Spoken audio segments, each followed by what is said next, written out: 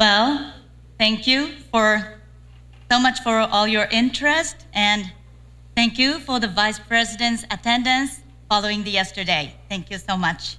I'm Sherry Kanno. I'm a JPAC Japan coordinator. Some of you may know me as ex-co-chair of this Ipac.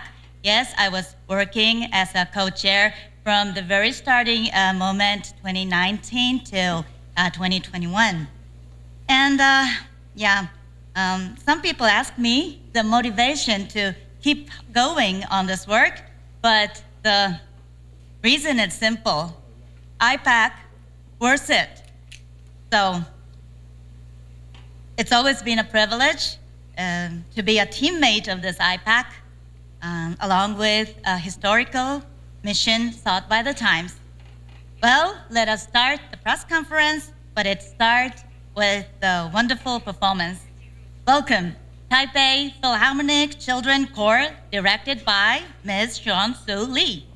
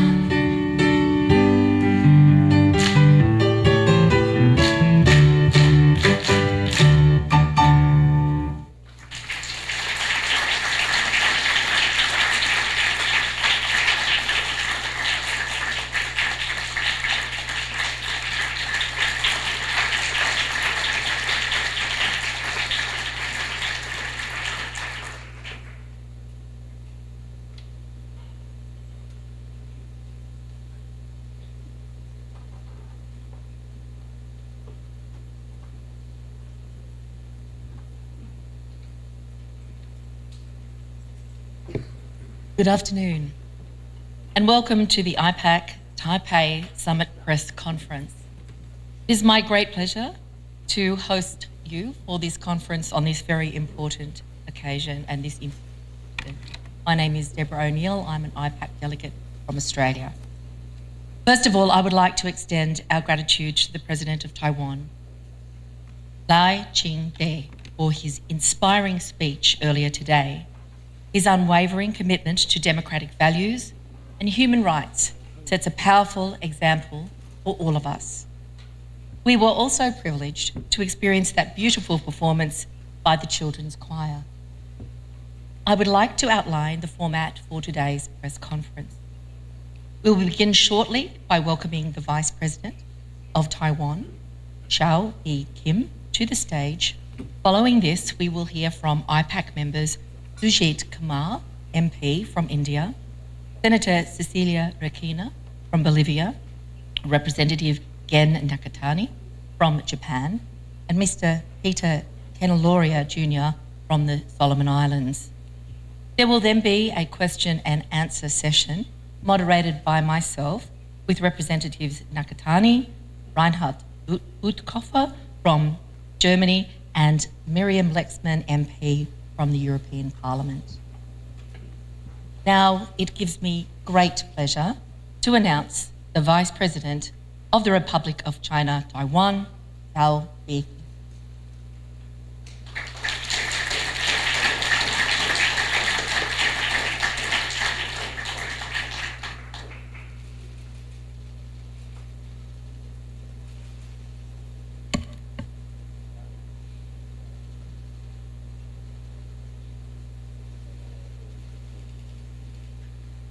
Thank you, the Honorable Deborah O'Neill and honorable members of Ipac, distinguished guests, friends from the media, ladies and gentlemen, and colleagues from Taiwan.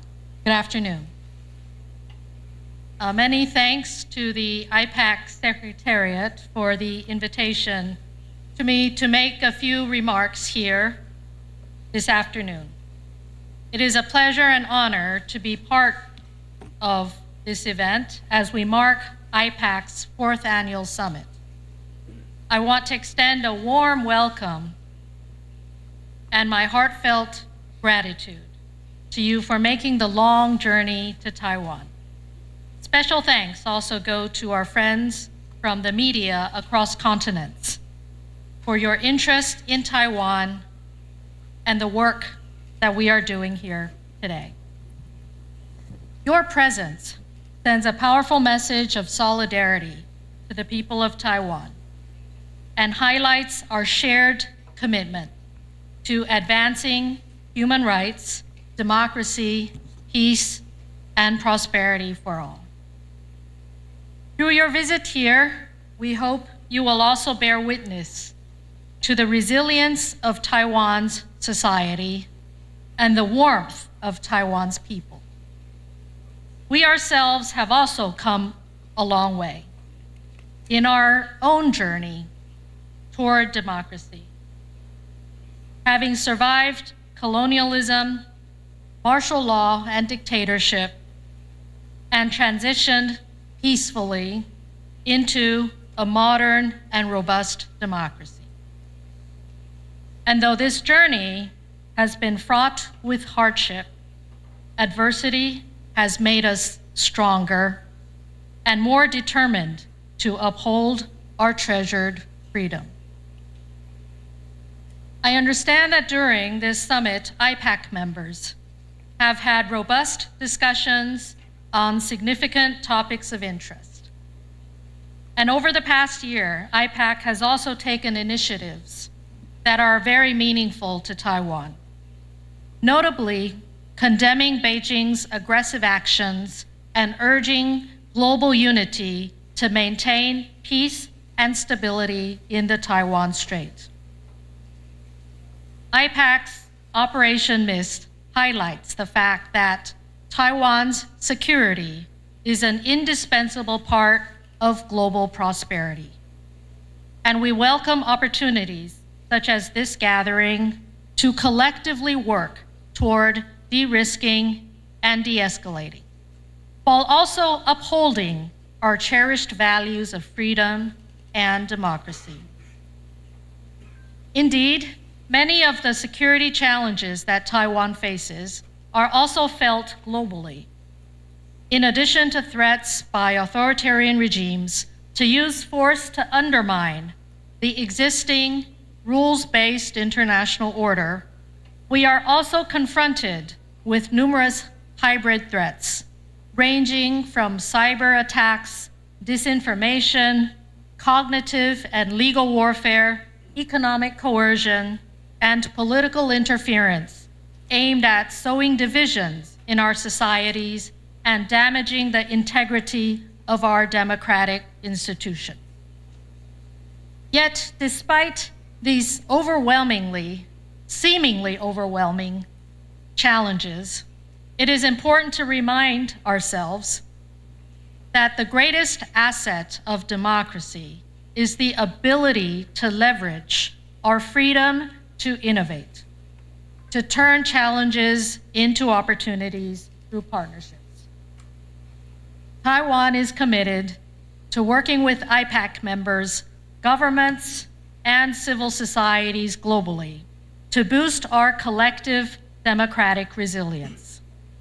We look forward to strengthening existing programs and exploring new opportunities across a wide range of areas, including trusted technologies, secure supply chains, media literacy, digital transitions, public health, environment sustainability, disaster management, and of course, defense and human security.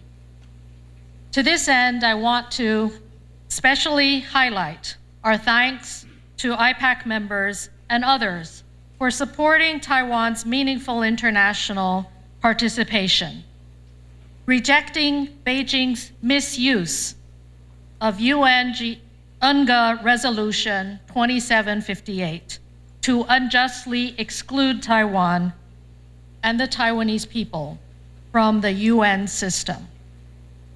Taiwan has endeavored to be a force for good in the world, and your support enables Taiwan to actively contribute to the betterment of humanity. In fact, values-based diplomacy is one of the 4 pillars of President Lai's Action Plan for Peace. This is in addition to the pillars of bolstering our national defense, economic security, as well as principled cross-strait leadership. There are no simple solutions to hybrid challenges and threats, but through an interconnected lattice of enhanced self-defense capabilities, sound trade and economic standing, and committed global partners, we strive to uphold peace from a position of strength. And as President Lai's 4 pillars underscores, in the context of cross-strait relations and in the shared interests of the global community, it is important that Beijing replaces confrontation with dialogue and engages with the elected government of Taiwan with parity and respect for the democratic wishes of the Taiwanese people, to forge a pathway where our political differences can be worked out peacefully. I strongly believe that a peaceful and stable environment where human dignity is respected serves the interests and aspirations of people on both sides of the Taiwan Strait. Halfway around the world, athletes from all over are competing in the Paris Olympics. But the Olympic Games are not only about competition. They are about excellence, respect, and friendship. I believe the same spirit also resonates here at the Ipac Summit in Taipei, where we feel the bond of solidarity for freedom, inclusion, and friendship. Let me once again thank Ipac members, for your dedication to working together in facing some of the most pressing challenges of the world today. Thank you for demonstrating that Taiwan is not alone. Thank you.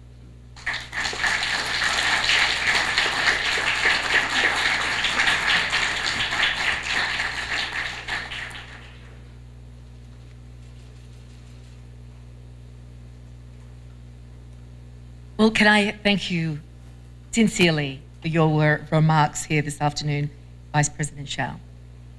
It was a rousing statement of solidarity, and I was delighted to hear you utter the word friendship, because certainly we have received great warmth and friendship in our time here in Taiwan, and friendship is a very powerful way for us to work together in the interests of peace. I want to thank you very much as a very busy woman leader for this nation to spend time with us, to take time out of your hectic schedule and be with us. We deeply appreciate your presence, and I know that I speak on behalf of the whole of the Ipac network when I pledge our continuing support for you and for the people of Taiwan. Vice President, thank you sincerely.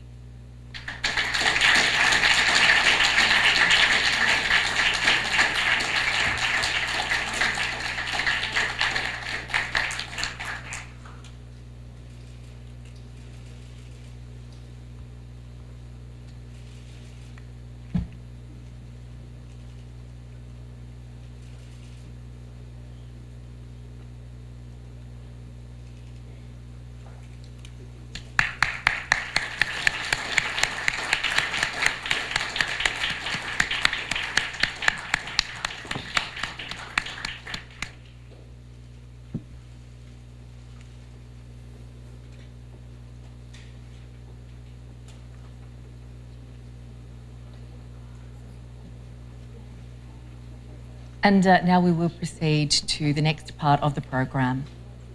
I would like to invite Ipac co-chairs Mr. Sujit Kumar, MP from India, Senator Cecilia Rakina from Bolivia, Representative Gen Nakatani from Japan to come and join me at the podium.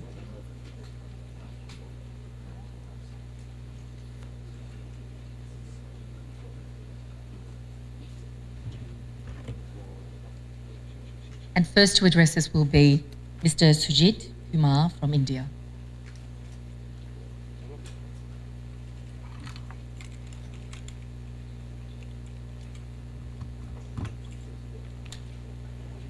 Thank you, Senator O'Neill. Good afternoon. On behalf of the whole Ipac network, let me start by saying how delighted we are to be in Taiwan.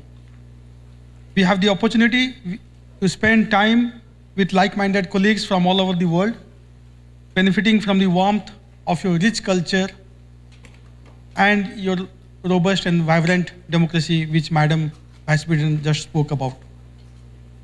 Even we benefited from your weather.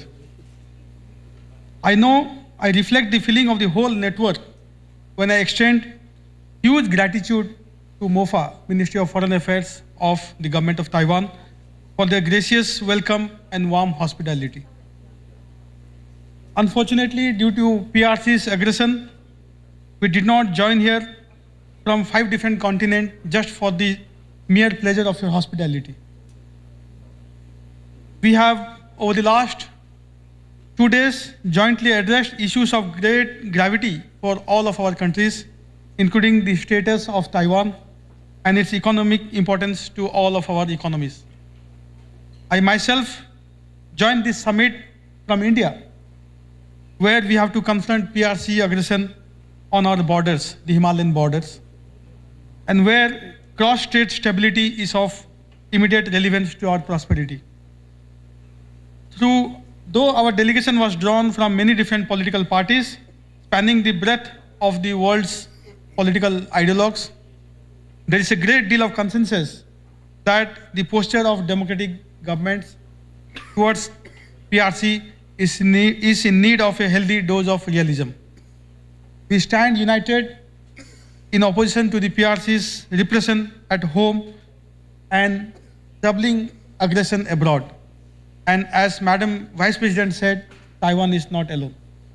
Thank you.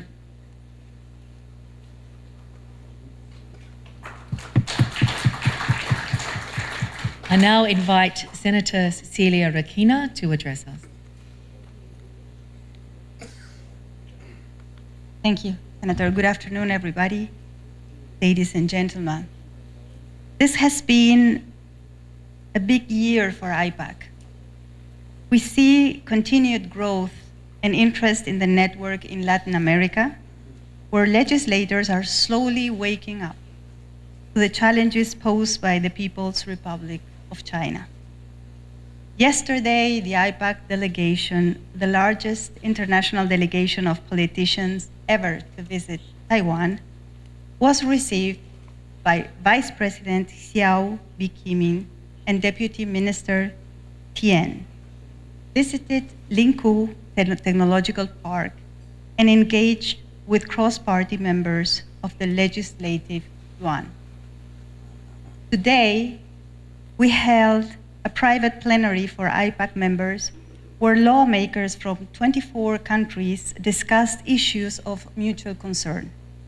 We were then briefed about risks to our personal cybersecurity, to diaspora groups, and critics in our countries, and to the integrity of our electoral processes. The Latin America delegation then raised difficult questions on Venezuela and China's rapid recognition of contested electoral results that have already generated deaths in the streets of Venezuela. Our solidarity to them. In my country, Bolivia, we faced particular challenges. Russia and China are taking undue advantages of our natural resources enabled by local corruption. Lawmakers in my country rarely speak about these problems. Some of them fear that speaking out will put them at a political disadvantage. For me, having an opportunity to share concerns with such a diverse group of lawmakers is a great encouragement and a learning opportunity I'm thankful for. Thank you. Thank you, Senator. And we are going to need our headsets now, so if you want to make sure that you have a headset ready to attend to the contribution now of Representative Gen Nakatani from Japan. Thank you. Thank you very much. I'm Gen Nakatani from Japan. 今回のレシーバーチャンネル、please。今回の台湾での Ipac のサミットに関しまして、皆様方と共に決意を表明させていただきます。Ipac は集まり、情報共有し、学び合う集団にとどまりません。Ipac は行動する集団です。多くの政府がいまだ北京の挑戦に立ち向かうということに消極的であったとしても、私たちの議員は黙って見過ごすということはありません。私たちの経済的利益と民主主義がもたらす自由を確保すべく、協力をして行動しなければなりません。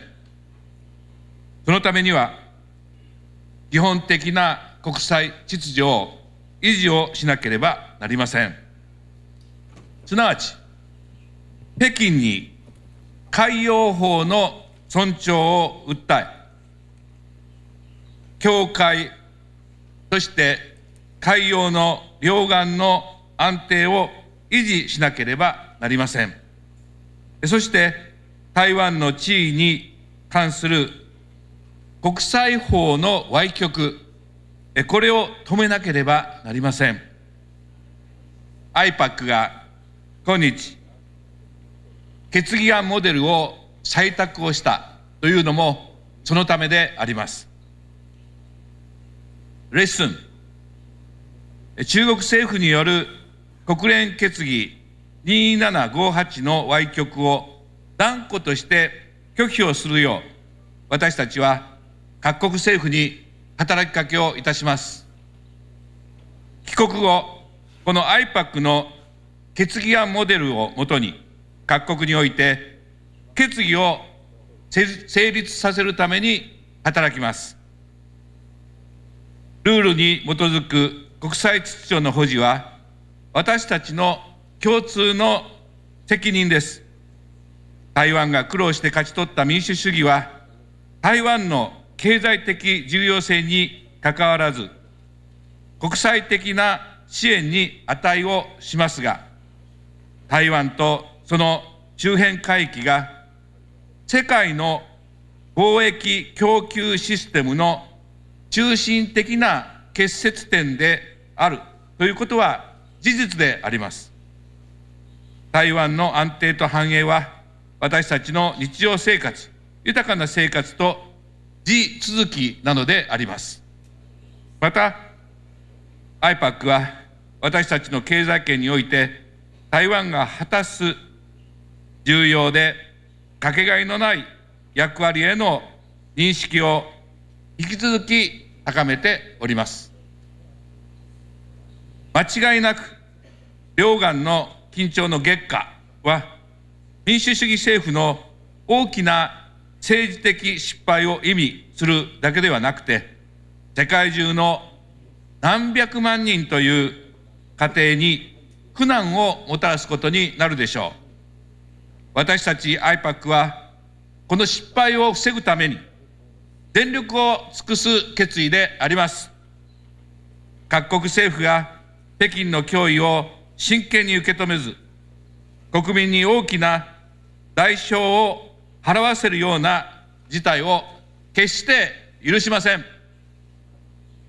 自由と人権、法の支配は、政治体制を問わず、洋の東西を問わず、普遍的な価値であります。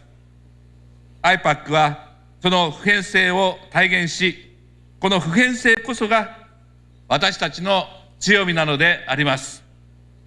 ここで、台湾で、私たちはこの普遍的価値を毀損するいかなる中国の試みを阻止することを誓います。そして違いを超えた私たちの連帯が、それがあれば必ず実現することであります。皆さんと共に頑張りましょう。ご清聴ありがとうございました。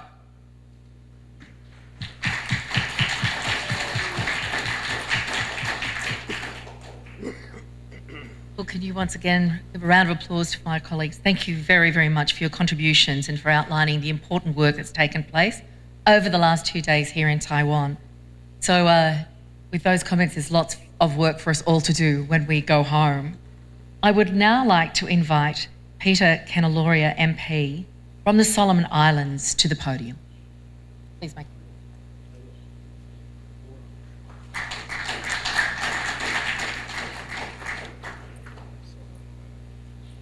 Thank you very much, Senator O'Neill. It is my pleasure to stand before you all today at the Ipac Taipei Summit 2024, representing my proud nation of Solomon Islands. We are gathered here in Taipei, a city that stands as a beacon of freedom and democracy in the region. Taiwan's resilience and commitment to democratic norms and values should be an inspiration to us all. Historically, the relationship that once was held between the Solomons and Taiwan was strong and deeply rooted in partnership and mutual collaboration. Nowadays, I'm afraid that I cannot say the same. I acknowledge the complexities and challenges that both our nations now face as a result of these actions, and state that it is my personal desire to see this relationship return to the strength that once was held. But in order to return to the strength that it once was, we must all come together to work with and support those who share the same dedication to the collective values that brings us all here together today. So this gives me great pleasure to formally announce the enlargement of the Interparliamentary Alliance on China, Ipac. As of today, 6 new countries have officially joined the alliance. The countries are as follows: Colombia, Uruguay, Malawi, the Gambia, Iraq, and of course, my own nation, Solomon Islands.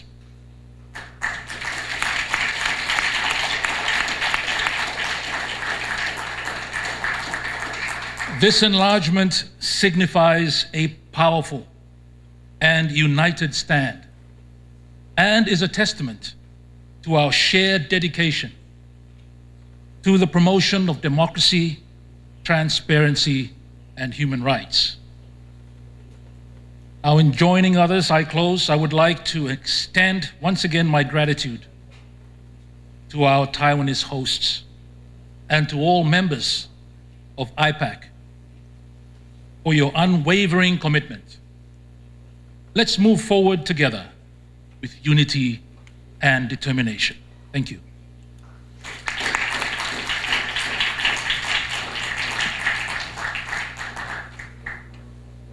I would now like to invite the Executive Director of Ipac, Luke Pulford, to come to the microphone and make some remarks.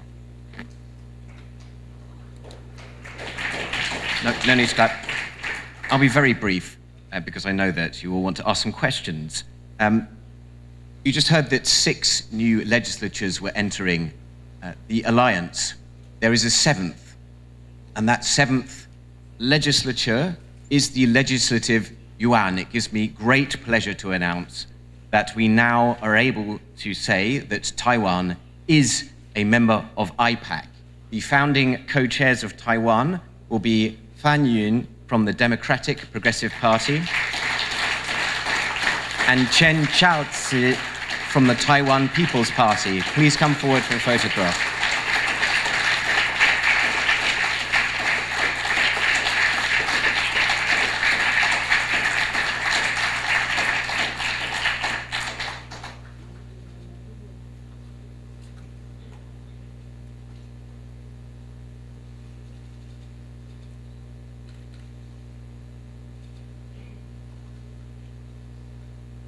Thank you very much to all of those who have spoken to us, but this does now bring us to the final section of the press conference, the Q&A session.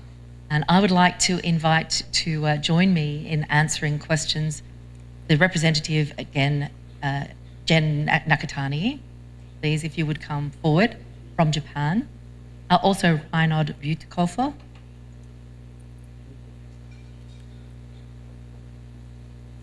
I invite Miriam Lexman, MEP from the European Parliament, also join me here at the podium. We will now take your questions. It is a wonderful thing to see so much media interest from all around the world. And I ask that you ask your questions clearly and succinctly, and there will be assistants who will be moving around with the microphone to make sure that we get to as many questions as possible. I don't think we'll get to all of them because time is somewhat limited, but we will endeavour to get to everyone. Okay, so I see some hands up, and we'll go first to the gentleman over here in the second row, and then to the lady here in the first row. No, just the gentleman in the second row. If you could state your name and where you're from before you ask your question. Yes. My name is Mark. I'm from United Daily. I have a question. Right now Taiwan is facing PRC distortion of UN 2758 resolution that will not only be harmful to Taiwan's meaningful participation in the international organization, but also, as President Lai has mentioned earlier today, that could be used as a legal ground for Chinese military advancement. So my question is, what strategies do you think Taiwan can take to counter Chinese distortion other than just clarification? And is it possible for Taiwan to seek friendly nation or diplomatic partners' assistance voicing its concerns at the UN General Assembly? Thank you. Thank you. For this question, we might go to you, Yutkov. Thank you for your question. Certainly, it is not probable that Taiwan will be able to pursue its own democratic future if we let it alone. So the question is not just for Taiwan, what can Taiwan do, what can the citizens of Taiwan do to determine their own future. It's also for the rest of the world. And what we learned again today is that a Taiwan contingency would not just be a Taiwan contingency, it would be a global contingency, and it concerns everybody. That's why we try to carry that information that is relevant in this context also to our own legislatures, to our own governments, and in particular to our own public, and make them engaged. And I think we are indeed making progress. Seeing the enlargement of Ipac is one example. Another example that I would like to cite is the fact that President von der Leyen, the President of the European Commission, before she was re-elected in the European Parliament, just shortly, she gave a speech in which she clearly advocated deterrence against unilateral change in the Taiwan Strait. She became the first European leader to say that in such clear words. And I think that is an example of how we will move forward together. Thank you. Next question. Yes, the gentleman in the fourth row, fifth row. 日本から来ましたジャーナリストの We'll just hold on for a moment so everyone can get their headphones on. If you could state your name, the country from which you come as well, Can I and your... say in Japanese? Ipac としてこの活動が広がっていくことを私も非常に共感します。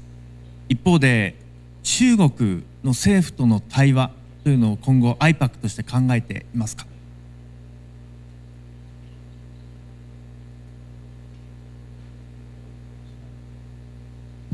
Thank you very much for your question, and I'll direct this question to Representative Nakatani.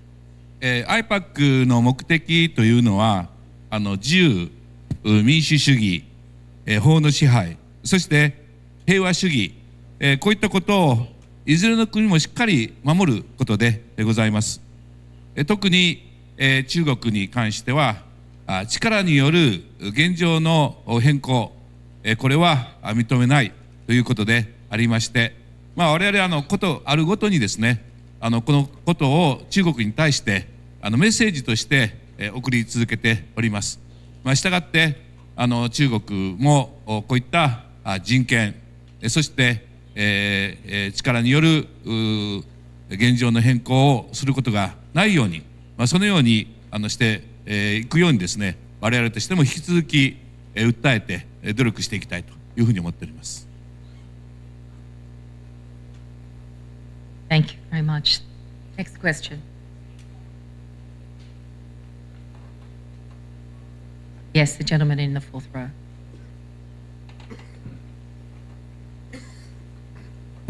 您好，台湾大纪元记者提问，我想问一下是，美国众议院6月25日通过那个法轮功保护法，那惩罚中共参与火灾器官者，那 Ipac 也是多次谴责中共就是迫害法轮功的那个团体这样子。那台湾与日本的议员7月中时曾经宣布共同就是要在台湾，就是在2个国家共同推动立法进行制止。那请问说 ，IPAC 是否会考虑更多就是行动去制止这种活摘器官的问题？那例如说鼓励各国立法形成那种世界的防火墙。以上，谢谢。Thank you, and I'll direct the question to Mr. Buetkofer.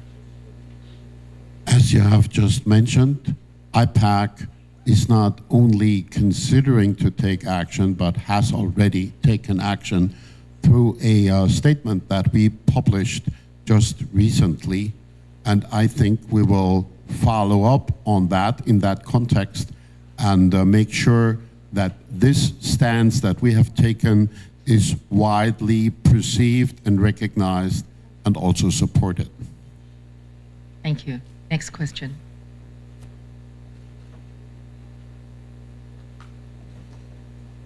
Yes, the lady over here, second row. Hello. Hi, this is Helen Davison from The Guardian. My question is... Australia. Right. British and Australian, yes. My question is about the reports of intimidation or attempts at intimidation against the members of IPAC from coming here to Taipei in particular. I was wondering if you can talk about how that is compared to previous years, whether the fact that this is being held in Taipei was the primary factor, and also how you intend to, I guess, combat that over time. You know, did it actually stop anybody from coming to the summit? Thank you. Direct this question to Miriam Lexman. Thank you very much for this question. I was one of the members who were coerced by the Chinese representative in Slovakia, who was trying to contact the president of my party. The meeting he required and requested never happened, but we do know what was probably the most probably the message he wanted to convene as the conversation with other members happen in other countries. I think this is absolutely unacceptable that the Chinese PRC or Chinese Communist Party representatives are contacting members who want to freely travel to Taiwan and do their job. It's our job to secure human rights, security, and prosperity for our citizens in our countries, and we do believe that cooperation with Taiwan is bringing all of this. And we do not want to be coerced, and we do not want to be under any pressure. I was born in that time Czechoslovakia, and I do remember as a child this kind of behavior when my relatives were called to the Communist Party headquarters for intimidation, for questioning, because someone wanted to travel abroad or someone stayed abroad and didn't come back, or because someone expressed his or her concerns about the communist regime or was trying to support the human rights in that time communist Czechoslovakia. And I do know this kind of behavior from my childhood. And I know that the only way how to stop this is our love to freedom. It's the love of freedom of those who are under any kind of regime. And it's the adherence to principles of those who are having political power across the world. Thank you. Freedom of movement is a fundamental right. いいですか、もう一つ。そのような中国の言動や行為をですね、国際社会は果たしてどう見るかということです。北京にはですね、外国の議員による台湾への関与を決定する権限は持ちません。議員の訪台を阻止しようとする試みにつきましては正当ではないんですね。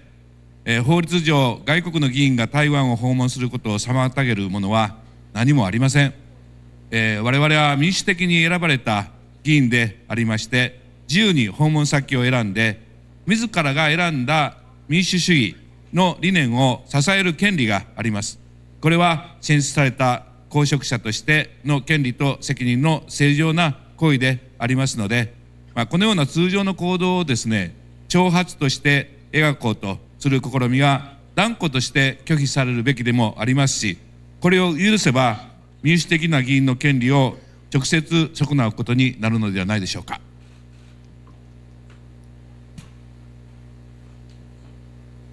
And Just adding one sentence. Butekoffer, yeah.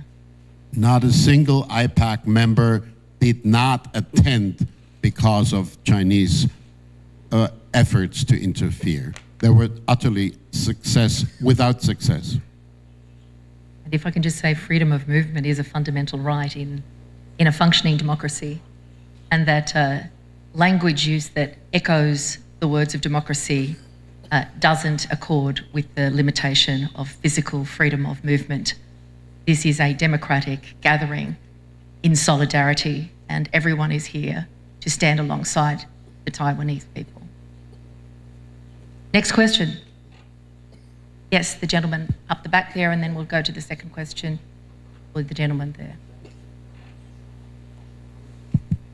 Hi, Chris Lee from Domino Theory, independent media. I have a question to all other speakers up here on the stage. In your view, is IPAC a threat to the Chinese government? Thank you very much.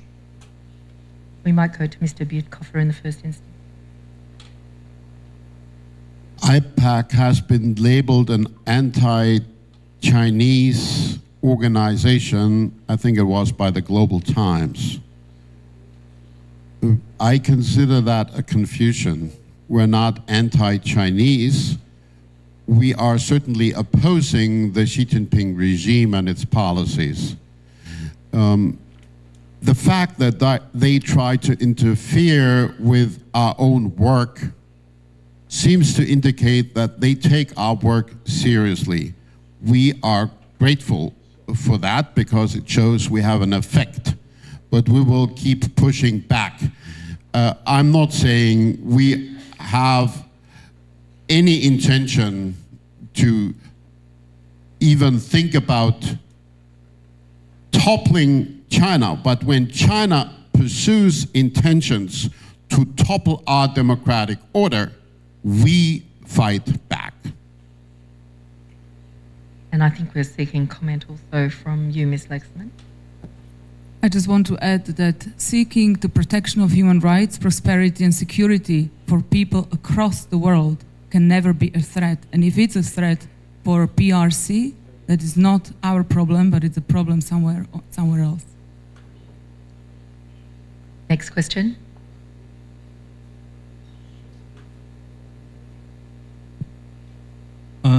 你好，我是台湾的官传媒记者张英杰。我有个提问是这样子的：美国参议院军事委员会共和党籍议员苏利文跟民主党籍达克沃斯，就是日前也共同提出一个与台湾统一阵线法案。法案内容若主张说，如果中国对台湾发动军事侵略，将对中国全面制裁。请问你们对此有何评论呢？谢谢。Might go to Representative Nakatani for this question. はい、アメリカはですね、台湾とは台湾、支援法という法律をもってすでに成立させていると聞いております。まあどのような状況になるかはわからないわけで、ございますけれども、まあいずれにしても力による武力侵攻また紛争はですね、これはやらないという原則の上にですね、国際社会が認めているわけでございますので、まあこのようなことが起こさないように抑止をしてなくしていくということは当然でございますが、まあアメリカがどのように行動するか、これはアメリカが決めることではないかなというふうに思います。And Mr. Butekoffer. I would like to invite everybody not only to focus on the eventuality of a hypothetical amphibious aggression or whatever else the PRC leaders might have in mind, but also to focus on our own efforts to prevent that from happening. The former Prime Minister of Australia, Kevin Rudd, wrote a book with the title, The Avoidable War. And we have heard again today from experts how catastrophic, just in economic terms, such an eventuality would turn out to be.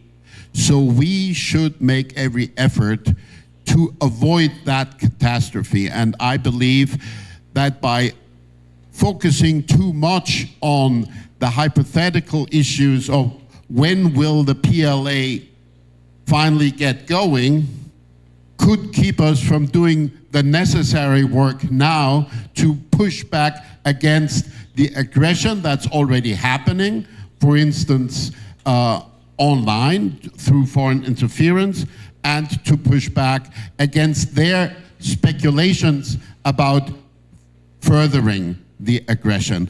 I believe we can create a situation where every morning Xi Jinping, when he wakes up, comes to the conclusion, well, maybe better not today. Thank you. And I think we might go to our last question. Burke, down the front. Oh, Hi, from sorry. I was indicating, do we have time for 2 questions, Luke, or just 1? 2 more questions, so we'll go to the gentleman first and then we'll finish with you, Ms. Burke. Yes, he has the call. Thank you, from the AP. Thanks so much for coming out to speak with us. I just wanted to ask if there was any response. US presidential candidate Donald Trump said in an interview a couple weeks ago that Taiwan should be paying more for its own defense and dodged questions about whether he would defend the island if there was any military aggression by Beijing. Do you have any response to that? Is IPAC preparing for what the outcome of the US presidential election might be? I'll go to Representative Butkoffer. Donald Trump or Kamala Harris have not been a topic in our conversations. As it happens, IPAC is an alliance that does not mingle into the internal affairs of its member countries or member parliaments. But as regards the facts, as far as I know, Taiwan has already paid 19 billion for arms bought in the United States that have not been delivered. So maybe Mr. Trump should look up his facts. Thank you. Ms. Burke, to finish. Thank you for the final question. Latika Burke from the Nightly Australia. You've talked a lot about the Chinese government, but the purpose of IPAC is to actually pressure your own governments to take tougher stances on China. I wondered if you could reflect each, please, on the progress or any setbacks you feel you may have had in the 4 years of IPAC's duration on influencing your own governments on the policies you would like to see. Butkoffer? In the European Parliament, and my colleague Miriam Lexman can attest to that because we've collaborated very strongly on that, there has been a great cohesion between the 5 major democratic groups, including the People's Party, the Social Democrats, the Conservatives, the Liberals, and the Greens. And over the last 5 years, that has grown so strong that we can predict that it will remain, that the European Parliament will remain a pillar of solidarity also with Taiwan. We never had a Taiwan-focused debate in the European Parliament before 2019. Just ask anybody from MOFA how often they have been congratulating us for taking a clear stance. And in the German context, I can add, and Germany plays a pivotal role in Europe because it's been the outlier for some time, overly eager to focus only on trade and not paying enough attention to political issues, to put it mildly. We have had a new government with an explicit policy of stating for the first time in these words that we oppose, as Germany, any unilateral action in the Taiwan Strait. And we advocate the meaningful participation of Taiwan in international organizations like ICAO or UNFCCC or what have you, WHO. So I think that can be deemed progress. Ms. Lexman, you want to add something? Yeah, I would maybe add that maybe the role we do and we focus on the last 4 years was mainly to kind of put a true picture and share information with the governments, because then it was very clear that the government started to be interested in solutions, and the solutions could be shared. How to deter, how to act in order to prevent any conflict which would have a dramatic impact on the lives of all people across the world. And that was probably the main focus. Also, the EU has brought up certain legislation which is now implemented in many countries. This is also a kind of result of activities of IPAC members in different legislators and in the European Parliament. Final contribution. 国際社会の、平和と発展のためにはですね、やはり国際国家としてのやっぱり民主主義、人権、そして法の支配、法による支配というのが大事だと思います。ところが中国は国家安全法というですね、非常に自由な言論を封殺をしたり、また出版や表現の自由を抑制したり、またそれによって不当に逮捕したり、また拘束したり行方不明になったり、そういう方がたくさんおられると聞いております。そして最も大事なのは法による支配なんですね。きちんと公開された裁判手続きによって、しっかりと法律で、裁かれ、そして、法律によって運営をされているのか、こういう点においては非常に不透明でですね、非常にそういった方々の不安やまた弾圧がですね、続いていると聞いております。従いましてこのアジアにおけるこの近代国家といたしましてもう少し解放され、そして透明のある政治体制になるようにですね、我々としてはしっかりと求めていきたいというふうに思っています。Back to you, Miriam. I'll just add one more sentence that extraterritorial implications of the national security law is also of concerns of many democratic governments, because obviously the one issue of the democratic government is to protect human rights in the territory of the country. I think it's fair to say, without indicating any countries in our closed door session this morning, that one thing that happens when parliamentarians gather is we discuss what's happening in our parliaments, we discuss strategies. We are operating multilaterally just by being here. We've certainly endorsed multilateral action, and right across the participants, who are now joined by a further 6 countries, there is discussion about parliamentary action in all its possible forms to ensure that democracy is safe and sound and is advanced. Can I thank all of you for being here? It's no small feat to bring about such a gathering of people from right across the globe, 5 continents represented here, by people who are deeply engaged in the democratic project of their own country. I want to take the opportunity to congratulate Luke de Pulford and his team from IPAC in bringing this event to fruition. Thank you very, very much.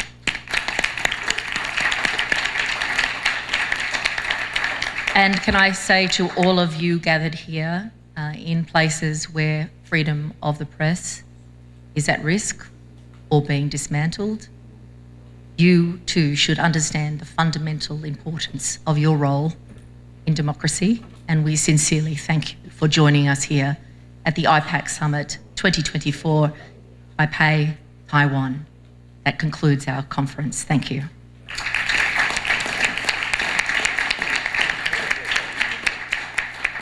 Okay, thank you. For those who have interviews, please remain in this room. You know who you are. You've got slips with you, the legislators, and I think those who have interviews with them also know. Is there anything else, Nora? And if everybody else who doesn't have an interview lined up could leave, that would be great. Thank you very much.